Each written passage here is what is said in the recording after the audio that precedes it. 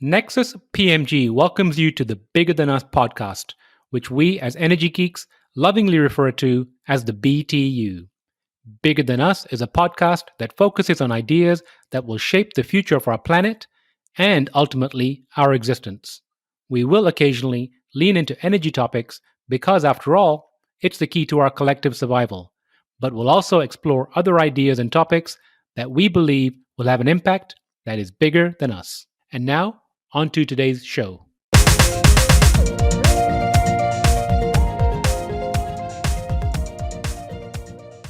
Hello, and welcome to the Bigger Than Us podcast. I'm your host, Raj Daniels, and today I'd like to welcome Marc Conte to the show. Marc Conte is an associate professor in the economics department at Fordham University and a faculty research fellow at New York University and a recent visiting associate professor at the Yale School of the Environment. As an environmental economist, his research pursuits often explore how market prices fail to accurately reflect the impacts of market actions on the environment, and how market interventions can be used to achieve more desirable environmental and social outcomes. Prior to his arrival at Fordham, he was a postdoctoral research fellow at Stanford University, where he was a key contributor to the Natural Capital Project. Marc earned his PhD at the Bren School at UCSB as a trainee in the NSF-funded iGERT Economics and Environmental Sciences program. Marc, how are you doing today? Raj, I'm doing well. Thanks a lot for this opportunity. I'm looking forward to our conversation. It's a pleasure to be here. Likewise, Marc. Marc, I'd like to open this show by asking, if you were asked to share something interesting about yourself, what would it be? This is not a professional note, but I've become, over the last 20 years of my life, a rather interested bird watcher. And I get great joy in seeing usual birds as they migrate through where I live in the New York area. But I also take great pleasure in seeing unusual birds. And this winter, I was very fortunate to be able to see the first snowy owl that has visited Central Park since 1890. That was the first snowy owl I'd seen in my life after several years of looking around for them during the winter. And it was a very exciting moment for me. How did you become interested in bird watching? My childhood was not an extreme outdoors experience. I never went backpacking or camping with my family, but we did a lot of walking outside. I spent a lot of time outdoors. And I think that developed an interest in the natural world, which carried over into my studies, pre-graduate and graduate studies.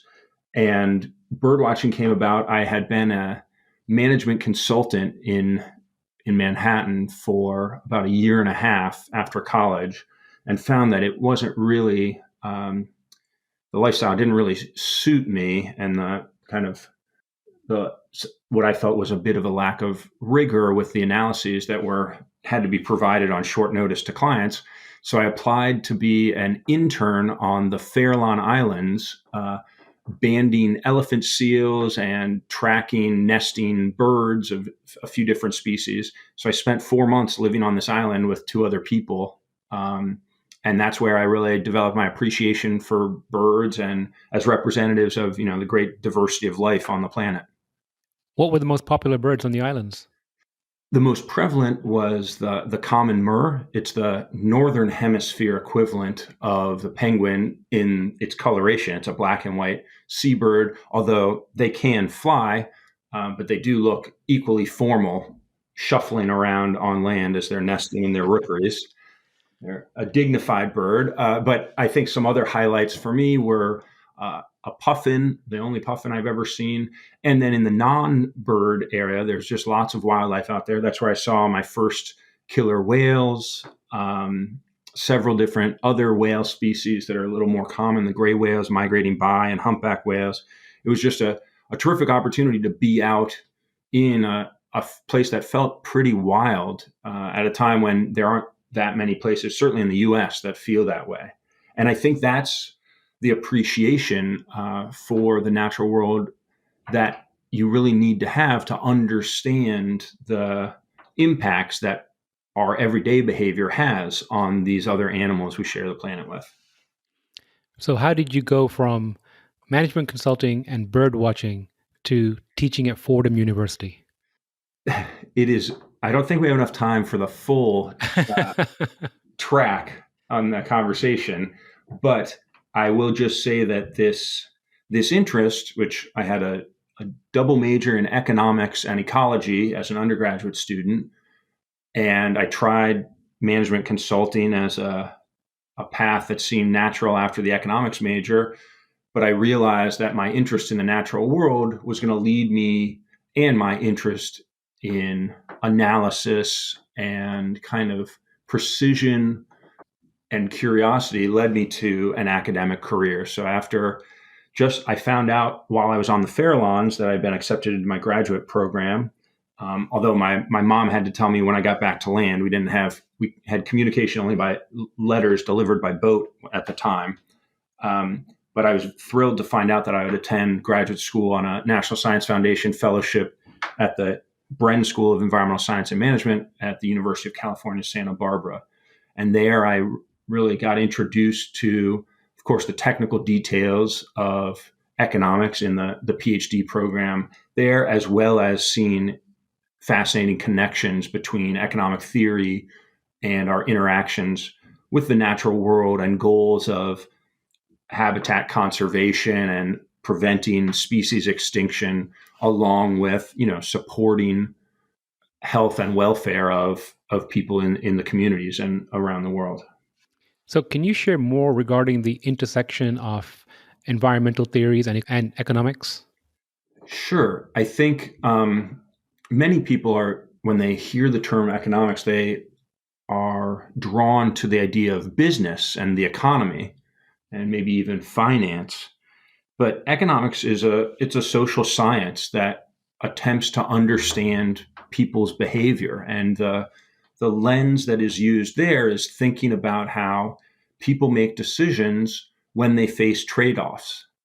So you have limited income and you're trying to make yourself as happy as possible through purchase of food and shelter and clothing and other market goods. And the idea of markets, the kind of tantalizing potential of markets, is that sometimes, under very strict conditions, if we allow people to engage in trade in a market, they will make society as a whole as well off as it can possibly be, which is a pretty astonishing result that suggests that setting up markets is all you need to do. And then regulators and governments can stand back. They don't need to intervene in our daily lives. And this is, of course, something that's very appealing. And the laissez-faire attitude and the idea of libertarianism and freedom to make our decisions.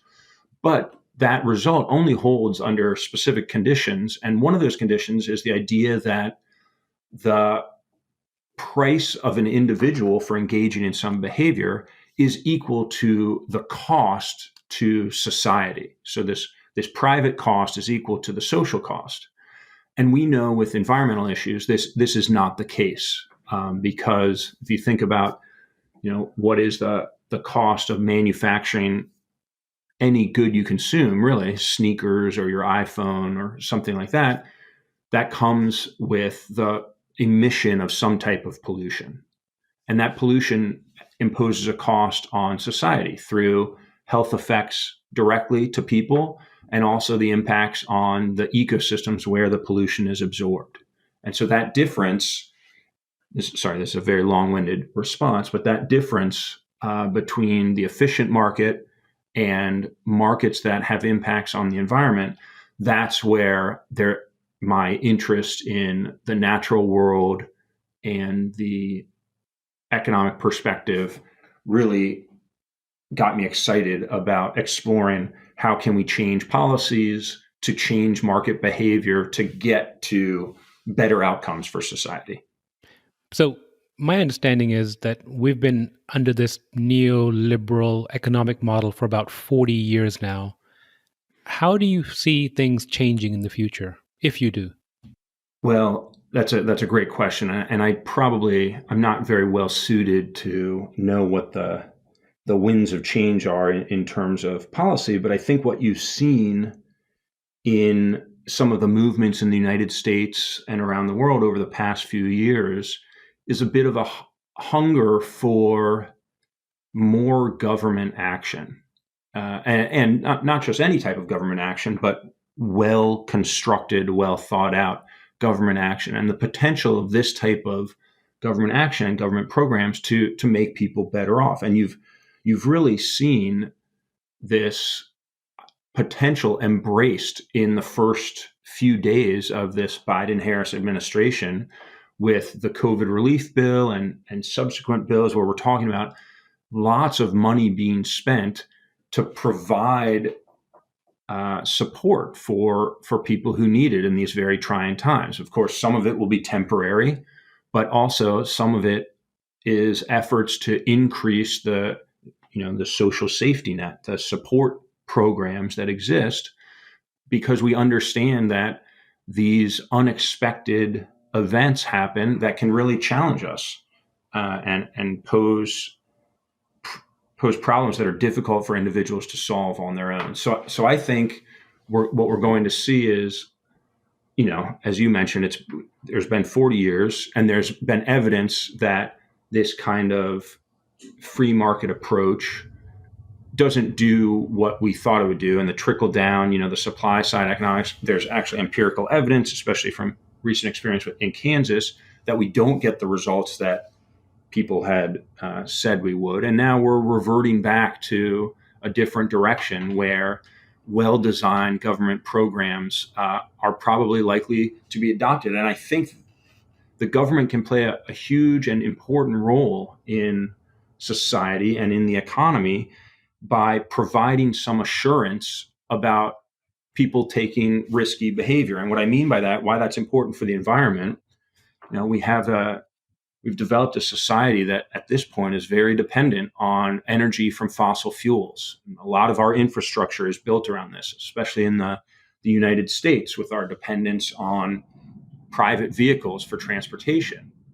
And so now that we know the challenge posed by climate change and the damages caused by the emission of greenhouse gases, we know that we need to introduce new technology into these markets. And we have to have firms who are willing to take the risk of developing new products so that consumers can maintain their lifestyles while having less of an impact on the environment. And that's a role that the government can play and has played successfully. We hear about counterexamples where they make investments that don't pan out, but you can look at the success of a company like Tesla that received several $100 million loan from the government to get started. And I think it should be credited with motivating these major car makers. We heard the recent announcements from GM, and Volkswagen is committed to electric vehicles, to adopting these new technologies. And I think that happened because the government provided funds that made the development of these new products less risky for these companies. So you mentioned the government and the role the government can play. We talked about the intersection of economics and ecology, and you brought up climate change. What are some of the benefits in your mind and that you convey to your students of avoiding climate change? Well, there's so much uncertainty around this issue that it is easy for people to say, because of that, maybe we can learn a little bit more and we can delay taking costly action right now. But I will say what we've seen just over the past 5 or 10 years, when I was being taught about climate change in graduate school in the early 2000s, it was described as a problem that would really come to bear in decades or at the end of this 21st century. And now we're seeing reports that things could be dramatically difficult, in 5 to 10 years or 10 to 15 years. So in much shorter time spans. And I think some of these benefits, it's hard to know with certainty, but I think we're talking about increased extinctions for lots of species. We're talking about dramatic changes in coastal areas around the world. So there's this term of climate refugees. We've seen some people in very low-lying Pacific islands relocate already. They've abandoned the island that they called home because it's being inundated by too many storms and by large tides on a daily basis. It's just unlivable. So I think there's a lot of potential conflict and a lot of potential suffering that can be avoided if we make efforts to reduce the impacts of climate change.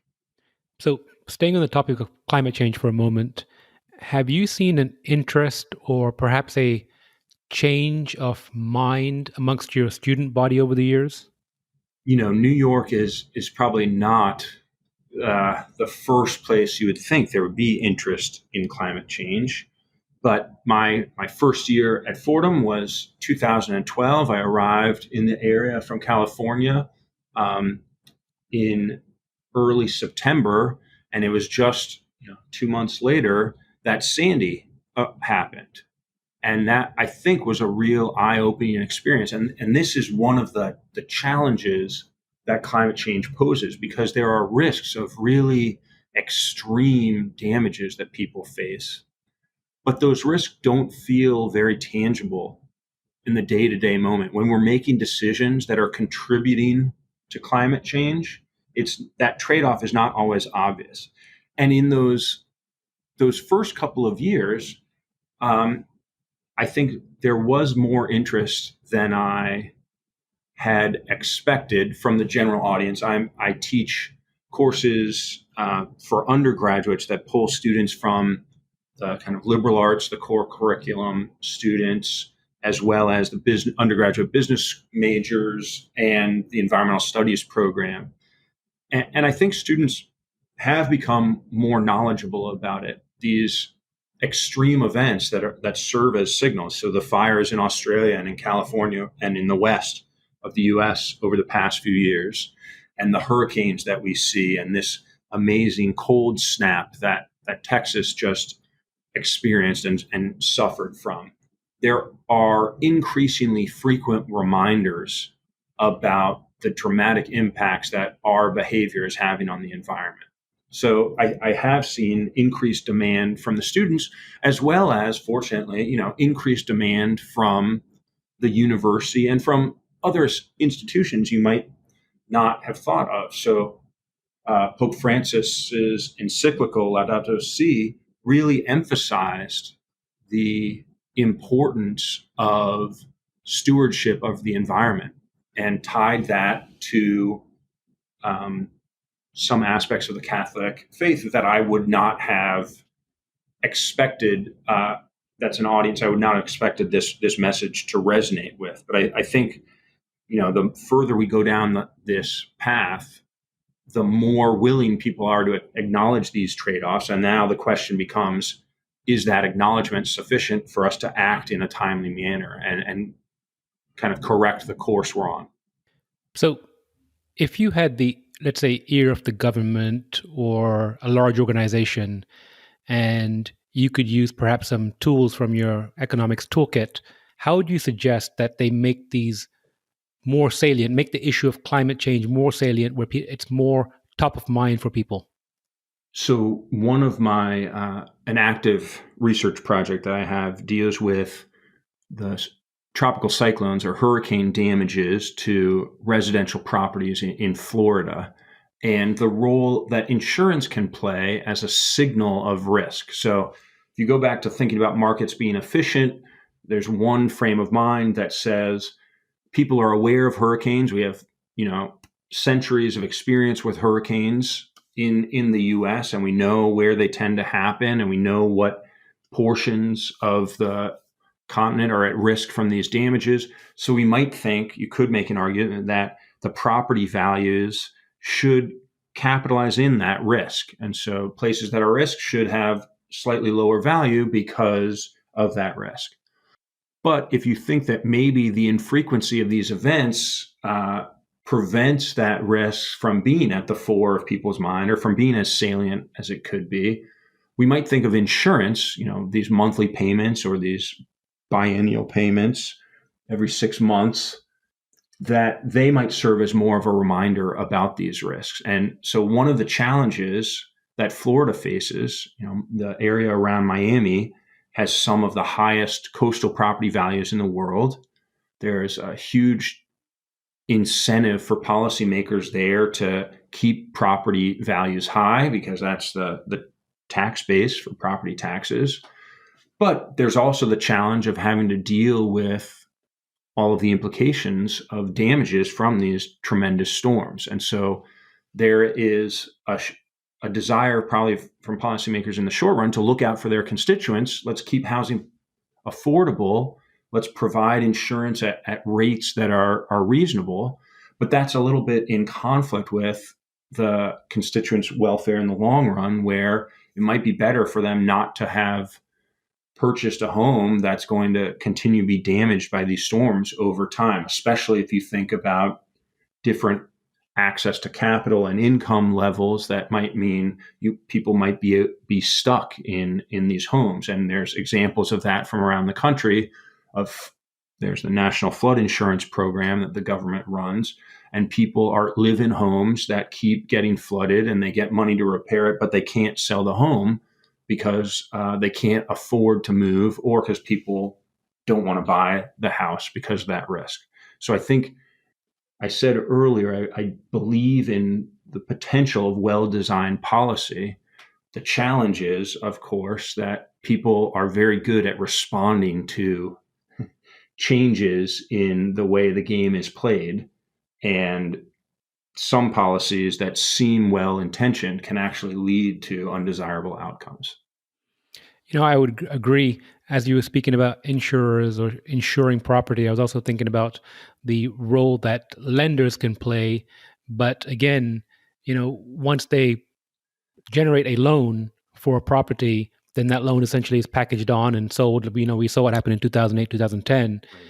One of the most common threads that I've personally pulled out from all the discussions I've had around climate change and these natural disasters is that if people were somehow required to take a much longer outlook time frame, meaning that incentives, and again, economics incentives, were tied to not immediate gains, perhaps in generating loans or packaging, them into bonds or insuring, but almost like a clawback or insuring against people making short-term profits at the cost of those people that would suffer over time.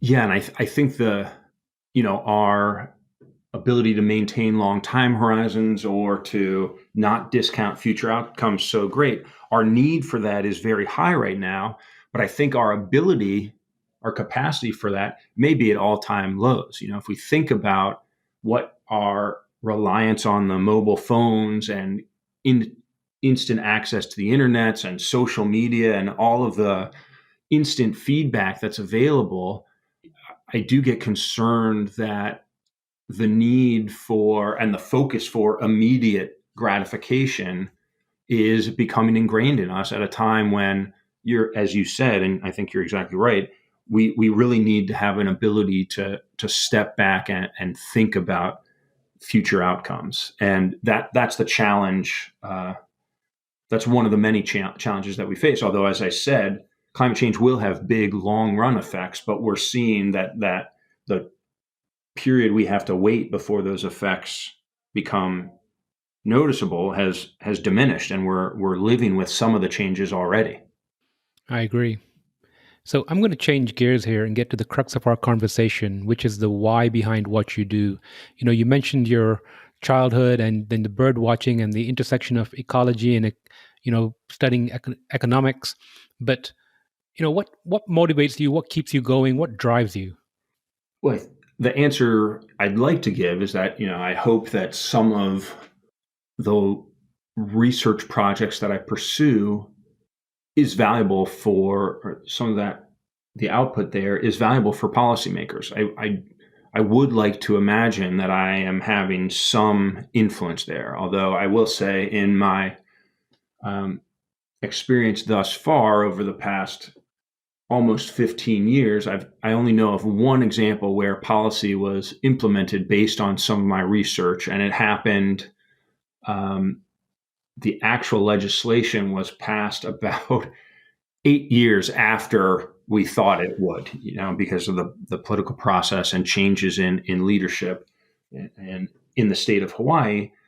And so I think that's probably not how I will have an impact, if I have an impact at all. And the other way you have an impact is, I think I have a very different life experience than lots of other people, especially lots of other people in New York. And so what I can try to do in my classes, in addition to my research, which, my lectures are informed by the knowledge that I gain from pursuing these research projects, I can try to provide content that somehow intrigues or piques the curiosity of my students. And then these students who may have been an economics major, they may transition to become an environmental science major, or they may keep with economics but think less about going into the finance sector and more about working on policy. And so I think that's the power that academics have, is especially as we get older and kind of our influence as an individual gets minimized, you always have these next generations whose minds you can try to captivate and impact. And so I think my motivation is, I think things are not going the way I would like them to go, but I do think there's a way to correct that course. And so I hope that I choose research projects that are sufficiently applied to have the potential to motivate policy changes.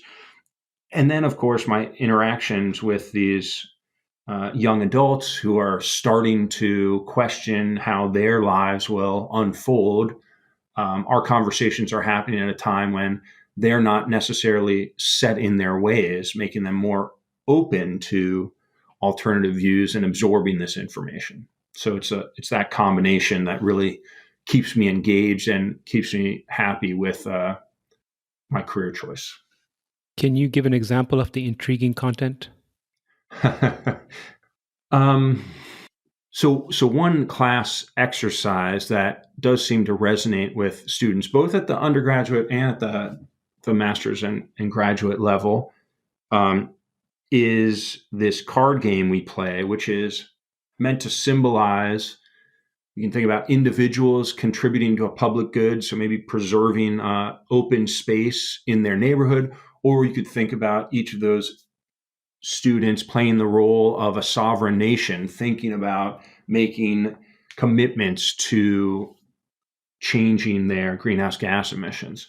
And in this game, we go through lots of different scenarios, and basically the choice that the participants have is whether they should make contributions to this fund effectively that will benefit the whole classroom, or if they should keep that money for themselves so they can get their own returns from that. And we play under lots of scenarios, but one scenario where that tends to elicit a great reaction is, most of the time I have people pass their cards to me face down, so no one knows. Every decision is anonymous. But then we play a few rounds where people pass their cards face up.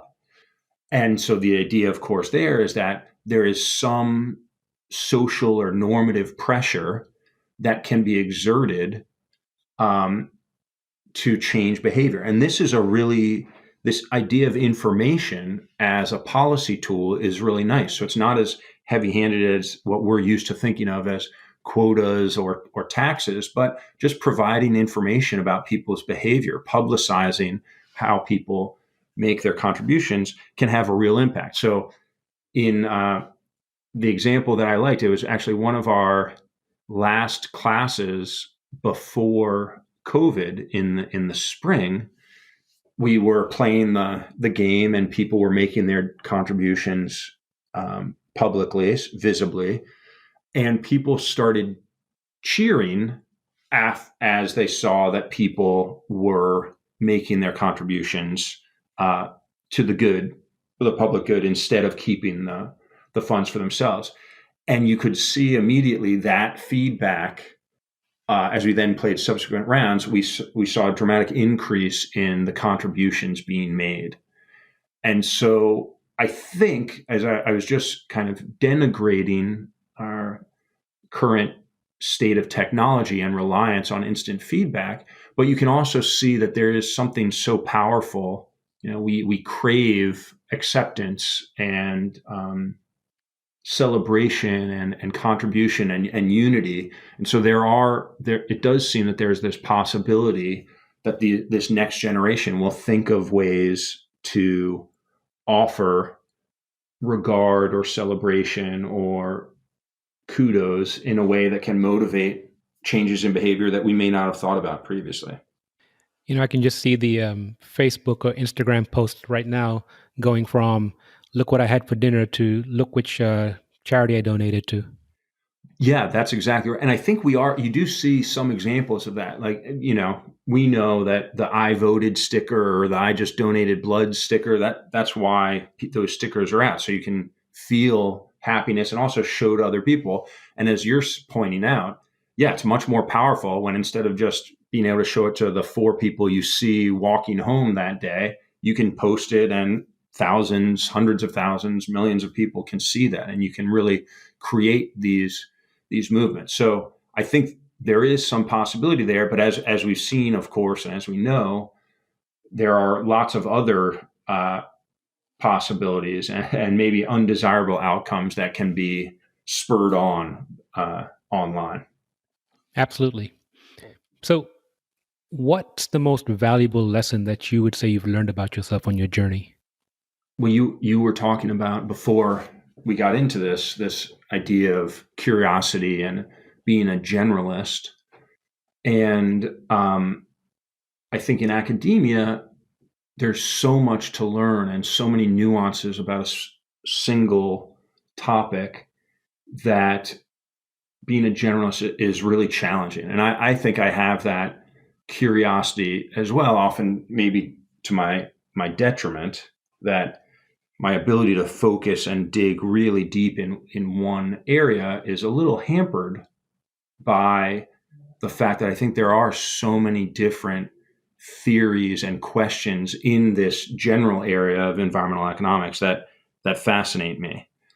And what I'm kind of excited about as I get to the later stages of life and past the midway point of life, at least from the expected life horizon in the U.S. for men, is holding on to that curiosity and using it and tapping into it to get me to stay focused and try to, at this age, change my approach a little bit and stay very active and not in a certain area, and expand my boundaries strategically.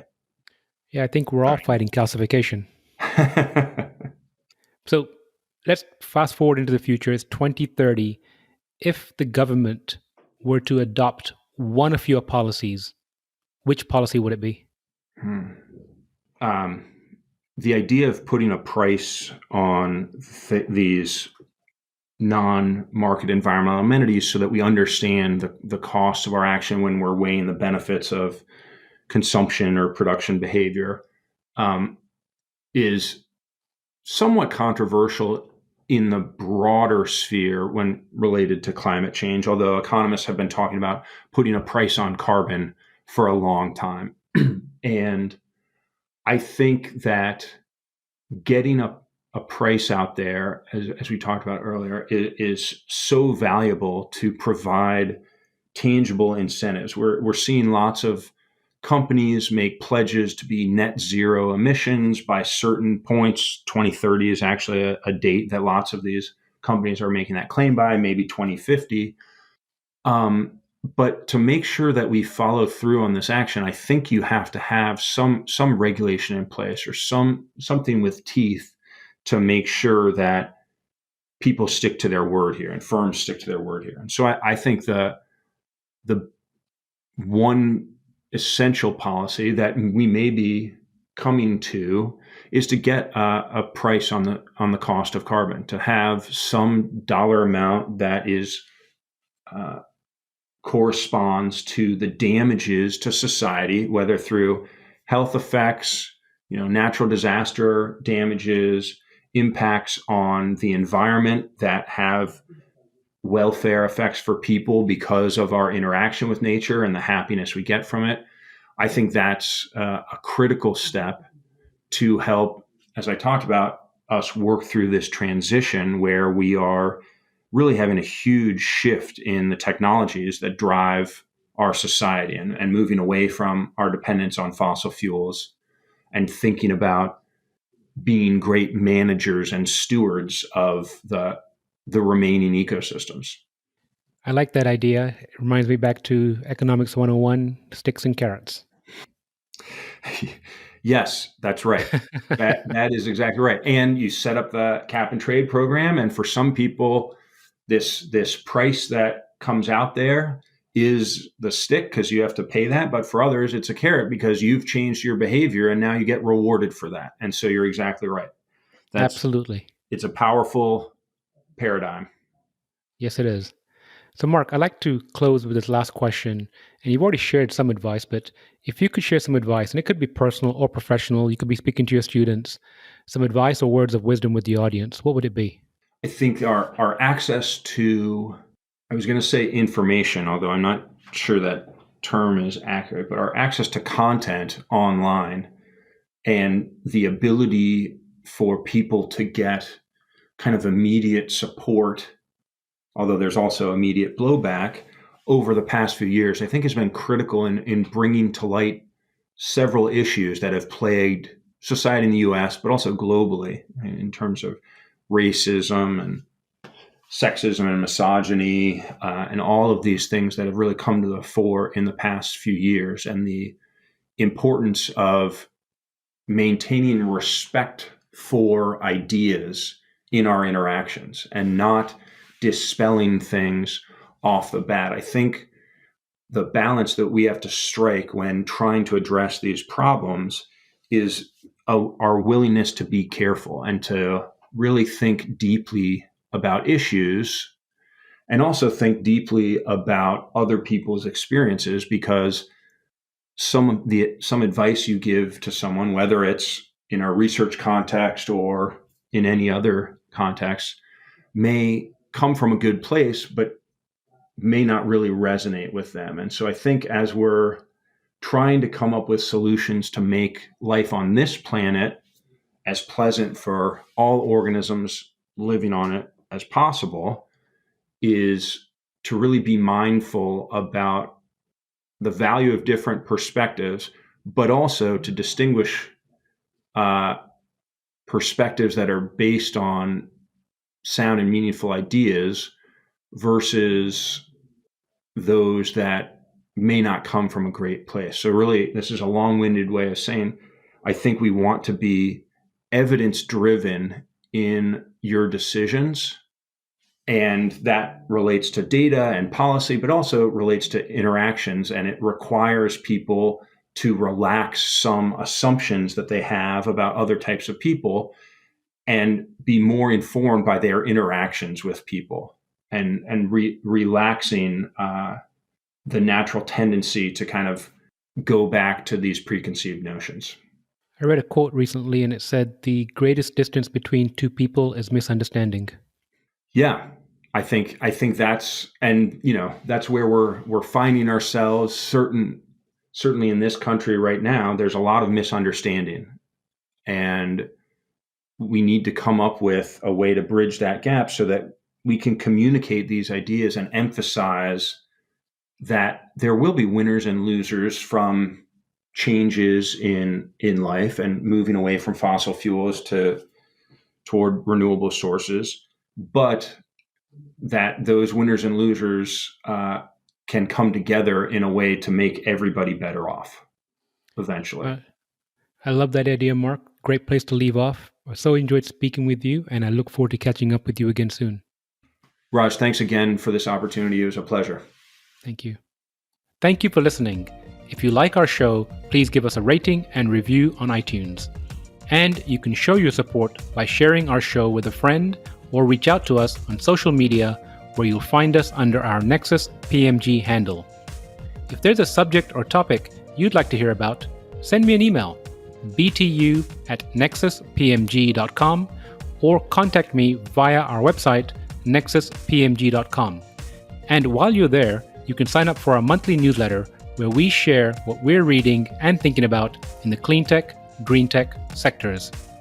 Bigger Than Us is a Nexus PMG production.